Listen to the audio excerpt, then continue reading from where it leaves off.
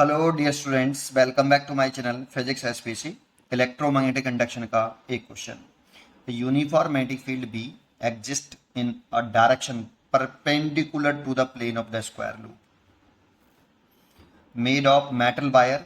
The wire has diameter 4 millimeter and the total length 30 centimeter.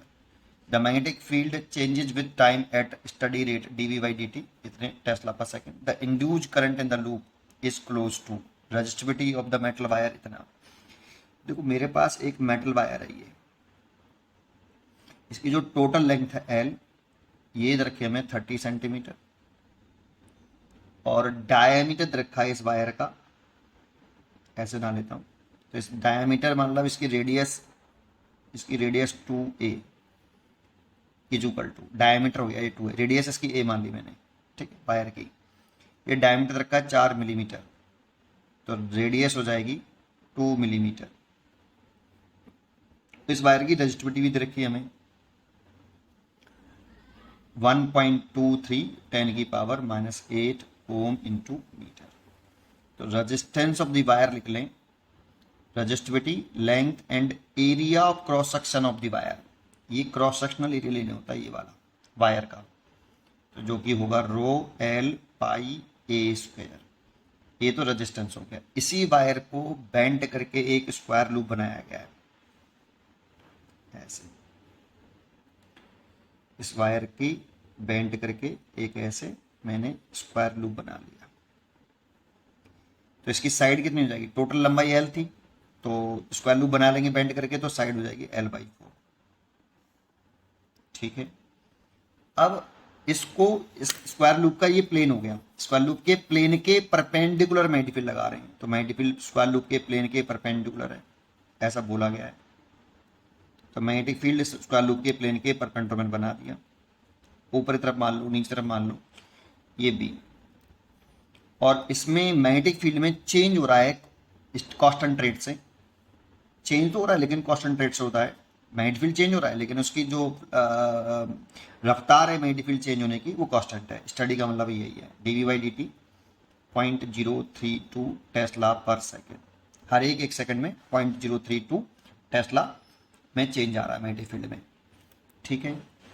और induced current पूछ रहा है, जब फ्लक्स में चेंज आएगा तो लूप में मैग्नेटिक फील्ड में चेंज आ रहा है तो फ्लक्स में चेंज आएगा, फ्लक्स में चेंज आएगा तो एक इंड्यूज करंट डेवलप हो जाएगी।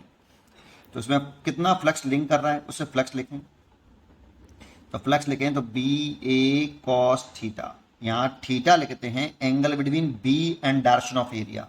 तो बी की डायरेक्शन ऊपर है और एरिया की डायरेक्शन जो होगी वो प्लेन के परपेंडिकुलर बाहर की तरफ। पर इस वाली एरिया में और इस वाली एरिया में अंतर होता है। इस फ्लक्स वाले में ये लूप का एरिया लेते हैं, एरिया ऑफ लूप, और यहाँ पर area of cross section of the wire लेते हैं, area of cross section of wire. बस इस पर ध्यान देना बेटा। तो यहाँ पर लूप का एरिया लेना है मतलब ये वाला एरिया लेना है यहाँ पे, और रेजिस्टेंस वाले में ये वाला एरिया ले लेते हैं, wire of area cross section. तो यहाँ पर ये एरिया ऑफ द लूप ये वायर का, और थीटा 0 डिग्री है क्योंकि बी की डायरेक्शन ऊपर मान ली मैंने, एरिया की डायरेक्शन भी बाहरी तरफ मान लो, थीटा 0 डिग्री। तो फ्लक्स हो जाएगा फाई बराबर बी ए तो कांस्टेंट है, बी चेंज हो रहा है तो इसमें डिफरेंशिएशन कर लें, d∅dt, तो d/dt B A constant term, तो एरिया ऑफ द लूप है ये बाहर आ गया, dV/dt, और ये इंड्यूस ईएमएफ हो गया। E बराबर होता है माइनस का d∅/dt, हम केवल मैग्नीट्यूड ले लें तो E बराबर d∅/dt की वैल्यू E, तो इतना आ गया। एरिया ऑफ द लूप लिखें तो इसका साइड का स्क्वायर, तो साइड का स्क्वायर कर लें तो L²/16 और dV/dt। ये तो इंड्यूस्ड ईएमएफ आया, निकालना इंड्यूस करंट है, तो इंड्यूस करंट और होता है इंड्यूस ईएमएफ अपॉन रेजिस्टेंस, है ना। Total current is equal to total EMF upon total resistance. तो यहाँ आपका करंट आ जाएगा I बराबर L²/16 R dV/dt। बस वैल्यू पुट करनी है। L की वैल्यू बताओ, तो L 30 सेंटीमीटर है, उसे मीटर में लिखें तो 30 × 30 दो बार लिखना पड़ेगा। अच्छा एक चीज़ और, अभी R की वैल्यू और पुट कर लेते हैं बेटा, L square D B over 16, R की वैल्यू लिखें rho L upon A, area cross section मतलब पाई ए स्क्वेयर लिख देते हैं इसको। ये देखो ये निकाली तो है यार आर की वैल्यू इनटू डी टी। अब देखो ऐसा मत करना कि पहले आप आर निकाल लो फिर यहाँ पुट करो, ऐसे मत करना, दो बार अप्रोक्सीमेशन मत लगाना। पहले वहाँ पे आप अप्रोक्सीमेट वैल्यू निकालोगे फिर यहाँ पे अप्रोक्सीमेट निकालोगे तो ज़्यादा अप्रोक्सीमेट हो जाएगा बेटा वो। इसीलिए पहले ऐसे क्वेश्चनों को करने के लिए लास्ट तक पहले फॉर्मूला बना लो, फिर एक ही बार में कैलकुलेशन करो और अप्रोक्सीमेशन एक बार लगाओ, ठीक है नहीं।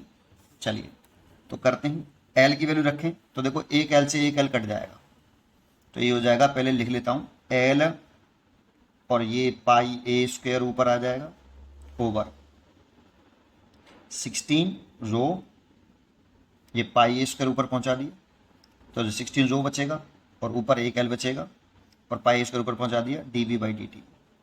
ये बस वैल्यू पुट कर लूँ, एल की लेता हूँ 30 इंटू 10 की पावर माइनस के 2, सेंटीमीटर में था मीटर में चेंज कर लिया, 30 सेंटीमीटर का था टोटल लेंथ। पाई की वैल्यू 3.14, ए की वैल्यू 2 मिलीमीटर, तो 2 इंटू 10 की पावर माइनस के 3 मीटर, तो स्क्वायर है तो 4 इंटू 10 की पावर माइनस के 6। 16 रो रेजिस्टिविटी दे रखी है 1.23 10 की पावर -8 और D V by D T ये रखा है 0.032, तो 0.032 सब की वैल्यू पुट कर ली, एल की वैल्यू, पाई की वैल्यू, ए की value, D V by D T की वैल्यू 16 और ये सही है। अब क्या करें, देखो 10 की पावर माइनस का 8 तो पहले ही हटा दो सीधा सीधा, ये हो गया। इस 4 से ये 4 बार काट लो, इस पॉइंट से ये पॉइंट उठा लो, इस पॉइंट से नीचे 1000 कर लो, 2 से ये काट लो, 2 से ये 15 बार। अब लिख लो पहले 15 इंटू 314 इंटू 32 और नीचे 2, अच्छा 2 का मल्टीप्लाई इसमें कर दो तो 6 4 और 2 246 हो जाएगा, 246 हो जाएगा।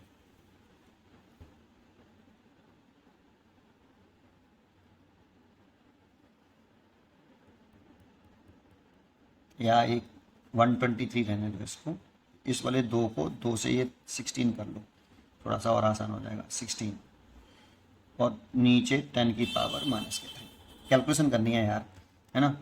आप क्या करें, इसका इसमें डिवाइड कर लेते हैं, 1 2 3 3 1 4, तो 2 3 बार करेंगे तो 6 हो जाएगा, यहाँ 2 बार जाएगा बेटा, तो 6 4 और 2 घटाएं, 14 में से 6 गए तो 8 और ये बचा आपका 6 68,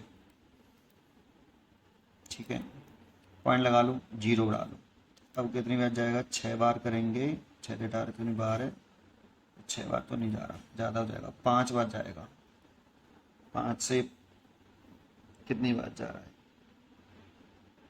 तो ये 15 और 6 1 615, तो चलो ठीक है, एक डिजिट और कर सकते हो, अप्रोक्सीमेट निकालना है, क्लोज निकालना है ना, क्लोज टू, तो चलो इतना ही कर लेते हैं। तो ये हो गया, इसका इसमें डिवाइड करने के बाद 15 इंटू 16 इंटू 2.5 है ना, और 10 की पावर माइनस के 3। 15 और 16 का मल्टीप्लाई कर लो, 16 और 15, 15 6 90 9 और 15 16 17 18 19 20 21 22 23 24 240, तो 240 से ये हो गया और 2.5 और कर लो, 2.5 तो 0.5 है ना ये, तो इस पॉइंट को उठा के 10 की पावर माइनस के 4 कर लो, 25 कर लो इसे, 10 की पावर माइनस के 4 25, 0 25 चौका 100, हाँ सो लगी 10 और 25 दूनी 50, 50 और 10 60, तो ये 6000 आ जाएगा बेटा, और 10 की पावर माइनस के 4, तो 0.6 के समथिंग आएगा बेटा, 0.6 के समथिंग आएगा, हाँ अप्रोक्सीमेट बी है बेटा, एम्पियर। पढ़ते रहिए और पूछ रहिए।